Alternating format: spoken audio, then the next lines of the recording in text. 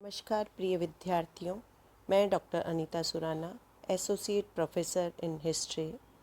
बच्चों, पिछले व्याख्यान में हमने महमूद गजनवी के भारत आक्रमणों के विषय में जाना था। जैसा कि पिछले व्याख्यान में मैंने बताया था कि भारत पर तुर्क आक्रमण 2 चरणों में हुए।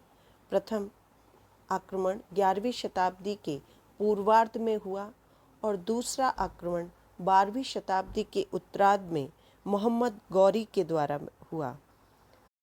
आज हम मोहम्मद गौरी के विषय में पढ़ेंगे।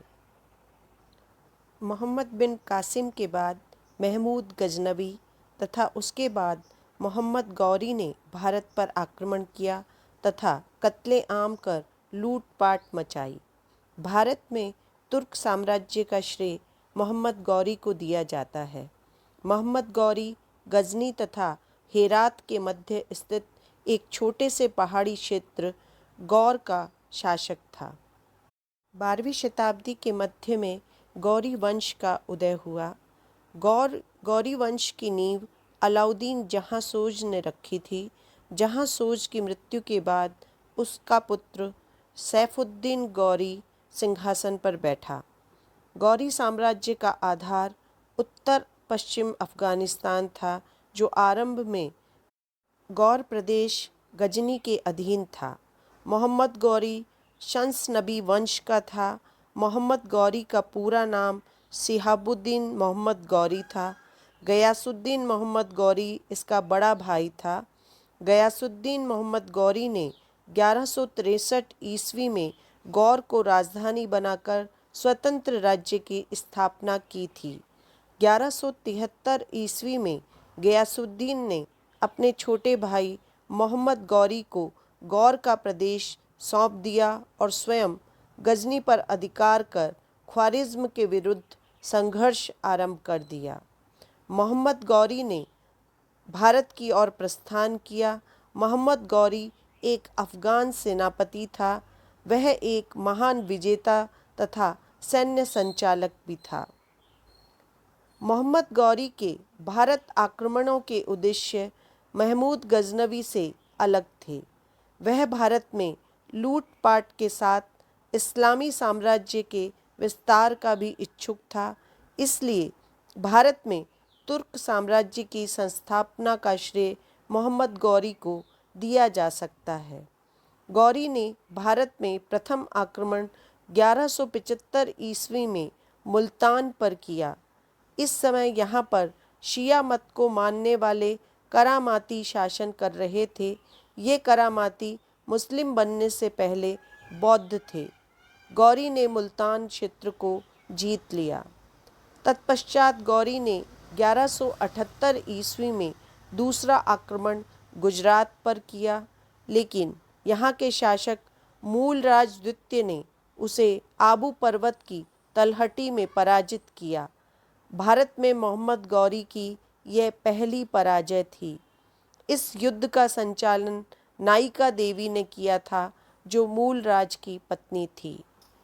इस युद्ध से सबक लेते हुए गौरी ने पहले संपूर्ण पंजाब पर अपना अधिकार कर तत्पश्चात भारत के शेष क्षेत्र पे अधिकार हेतु प्रयास करना तय किया।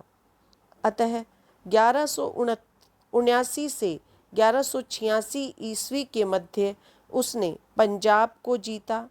1179 में सर्वप्रथम शालकोट पर अधिकार किया और 1186 ईस्वी तक गौरी ने लाहौर, सियालकोट, भटिंडा आदि को जीत लिया। भटिंडा पर पृथ्वीराज चौहान तृतीय का अधिकार था। भटिंडा पृथ्वीराज चौहान का सीमावर्ती क्षेत्र था। गौरी ने इस पर अधिकार कर लिया, जिस वजह से गौरी और चौहान के मध्य युद्ध होना अवश्यंभावी हो गया था।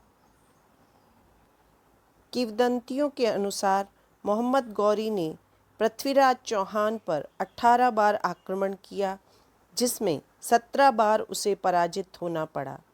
किसी भी इतिहासकार को इन किंवदंतियों के आधार पर अपना मत बनाना कठिन होता है।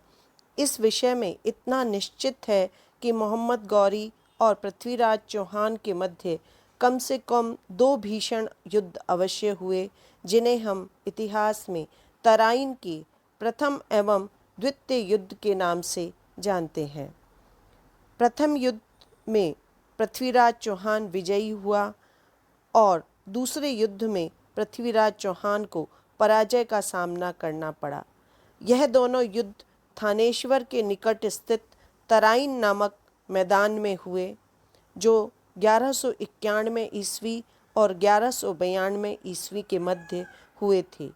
इन युद्धों के पहले पृथ्वीराज चौहान अनेक हिंदू राजाओं से लड़ाइयाँ कर चुका था। चंदेल राजाओं को पराजित करने में उसे अपने कई विख्यात सेना नायकों और वीरों को खोना पड़ा। साथ ही जयचंद्र के साथ होने वाले संघर्षों में भी उसे अनेक वीर खोने पड़े। 1191 ईस्वी में पृथ्वीराज चौहान और मोहम्मद गौरी के मध्य प्रथम तराइन का युद्ध हुआ, जिसमें राजपूत वीरों की विकट मार से गौरी के सैनिकों के पैर उखड़ गए। स्वयं गौरी भी पृथ्वीराज के छोटे भाई के प्रहार से बुरी तरह घायल हुआ। यदि उसका खिलजी सेवक उसे घोड़े पर डालकर युद्ध भूमि से दूर न ले जाता तो संभव है वहीं उसके प्राण पखेरु उड़ जाते। उस युद्ध में गौरी की भारी पराजय हुई और उसे भीषण हानि उठाकर भारत की भूमि से भागना पड़ा। भारतीय राजा के विरुद्ध युद्ध अभियान में यह उसकी दूसरी बड़ी पराजय थी।